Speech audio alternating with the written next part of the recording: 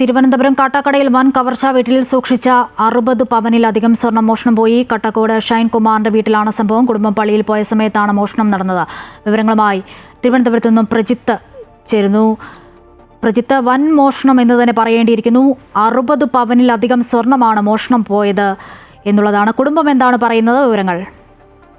തീർച്ചയായും അശ്വതി, ഈ സ്വർണത്തിനൊക്കെ ഇപ്പോൾ 1 ലക്ഷം രൂപ കടന്ന ഒരു സാഹചര്യത്തിൽ വളരെ ഞെട്ടലും അതുപോലെ തന്നെ വളരെ ഗൗരവമായ ഒരു മോഷണമാണ് ഇപ്പോൾ തിരുവനന്തപുരം കാട്ടാക്കടയിൽ ഉണ്ടായിരിക്കുന്നത്. കഴിഞ്ഞ ദിവസം, അതായത് ക്രിസ്മസ് രാവിലാണ് ഈ മോഷണം നടന്നതെന്നാണ് കുടുംബവും അതുപോലെ തന്നെ പോലീസും പറയുന്നത്.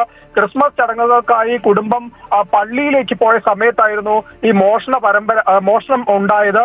ഏതാണ്ട് 60 പവനിലധികം സ്വർണമാണ് ഇപ്പോൾ മോഷ്ടാക്കൾ കവർന്നിരിക്കുന്നത്. ഇതിൽ പോലീസ് ഇപ്പോൾ അന്വേഷണം ആരംഭിച്ചിട്ടുണ്ട്. കാട്ടാക്കട പോലീസാണ് പ്രാഥമികമായ അന്വേഷണം ഇപ്പോൾ ആരംഭിച്ചിരിക്കുന്നത്. അതുപോലെ തന്നെ കാട്ടാക്കട കട്ടേക്കോട് ഷൈനിന്റെ വീട്ടിലെ സ്വർണമാണ് ഇപ്പോൾ മോഷ്ടാക്കൾ കവർന്നത്.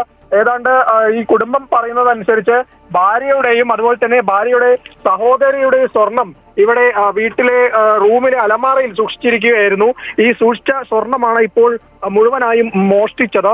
അതുപോലെ തന്നെ രാത്രിയിൽ ഈ കുടുംബം നേരത്തെ ഞാൻ സൂചിപ്പിച്ച പോലെ പള്ളിയിൽ പോയ സമയത്തായിരുന്നു. അപ്പോൾ ഈ പോലീസ് പറയുന്ന ഒരു സംഭവം എന്ന് പറയുന്നത് ഏതാണ്ട് 7 മണിക്കുള്ളിലും അതുപോലെ തന്നെ 9 മണിക്കുള്ളിലുമാണ് ഈ മോഷണം ഉണ്ടായത് എന്നുള്ളതാണ്.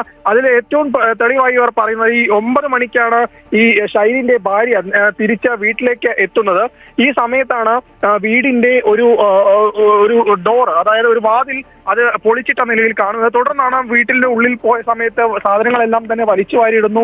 അതുപോലെ തന്നെ അലമാറയെല്ലാം തന്നെ തുറന്നിടുന്ന ഒരു സാഹചര്യം. ഈ സംഭവങ്ങളെല്ലാം കണ്ടതിനു ശേഷം തൊട്ടടുത്തുള്ള പള്ളിയിലെ ഭർത്താവായ ഷൈനിനെ വിളിക്കുന്നു. തുടർന്ന് ഷൈനാണ് കാട്ടാക്കട പോലീസിന് വിവരം അറിയിക്കുന്നു. കാട്ടാക്കട പോലീസ് സ്ഥലത്തെത്തുന്നു. തുടർന്ന് നടത്തിയ അന്വേഷണത്തിലാണ് ഏതാണ്ട് 60 പവനിലധികം സ്വർണം മോഷണം പോയി എന്ന് ഉറപ്പിക്കുന്നത്.